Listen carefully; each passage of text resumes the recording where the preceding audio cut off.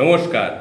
আজ নববর্ষ, সবাইকে শুভ নববর্ষ জানিয়ে একটা কথা আপনাদের সবার সামনে তুলে ধরার চেষ্টা করছি। যদি পারেন একটু ধৈর্য ধরে শুনবেন। বাংলা নববর্ষে বাঙালি এখন ধীরে ধীরে কি বাংলা ছাড়া? প্রশ্ন রাখলাম আপনাদের কাছে।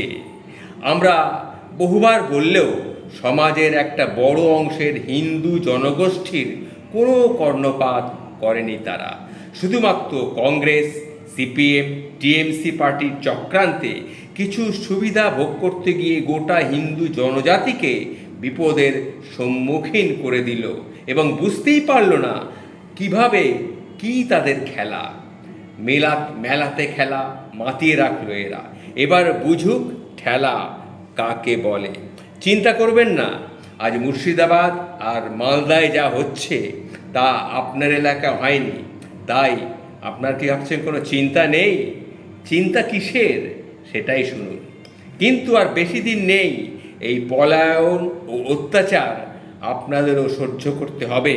যখন আপনার এলাকায় বাড়িতে লুট হবে, আপনার মেয়ে বা বউকে গণধর্ষণ করবে, আপনি হয়তো আপনার মা, বাবা, ছেলে, মেয়েকে নিজের চোখের সামনে মরতে দেখবেন।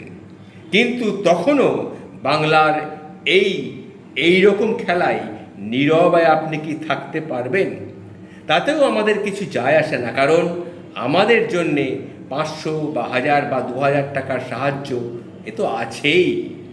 আমি এটা বলছি না যে সরকারি কোনো সুযোগ সুবিধা আপনি নেবেন না, অবশ্যই নিন, এটা আপনার অধিকার। কিন্তু কিভাবে নিজেদের মেরুদণ্ড বিক্রি করবেন সেটা চিন্তা করে দেখবেন। এখনও কিন্তু সময় আছে। তোষামোদকারী হিন্দু বিদ্বেষ এই সরকারকে কিভাবে শিক্ষা দেবেন সেটা চিন্তা করে দেখুন। না তো তৈরি থাকুন, শরণার্থী হিসেবেও কিন্তু ঠাঁই পাবেন না এই বাংলায়। আপনাকেও থাকতে হবে কোনো ডিটেনশন ক্যাম্পে, যেখানে জল, খাবার, ওষুধ এইগুলো নিত্য প্রয়োজনীয় জিনিস আপনি পাবেন না। সমস্ত কিছু ঘটবে আমাদের এই অপদার্থ অবস্থার জন্যে দায়ী কে সেটা চিন্তা করুন। আপনারা এতদিন শুধুমাত্র শুনেছিলেন 30% বা 33% সংখ্যালঘু, কিন্তু তাদের নিজেদের চোখে দেখছেন তো কিভাবে আমরা উপদ্রুত হচ্ছি এই বাংলার বুকে। কিভাবে এইভাবে আমরা উপদ্রুত হচ্ছি এটা আজকার মন্ত্রী, আজকের সরকার সবাই দেখছে, কিন্তু শুধু কেউ ভাবছে না।